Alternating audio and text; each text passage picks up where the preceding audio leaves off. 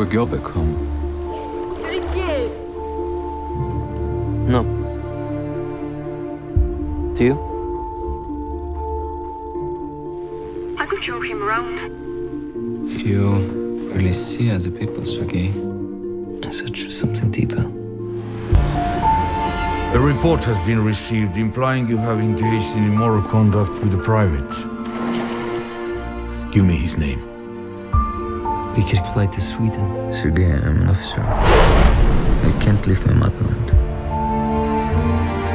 Sexual relations of a man with another man, which is punishable by 5 years imprisonment in a hard labor camp. If there is the slightest truth in that report, nobody can protect you then.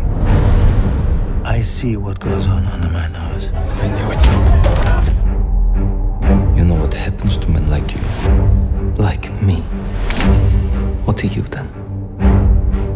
You really believe that if you live a lie long enough, it'll suddenly become true?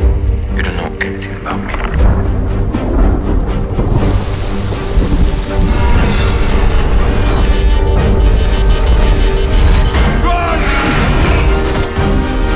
You won't tell anyone.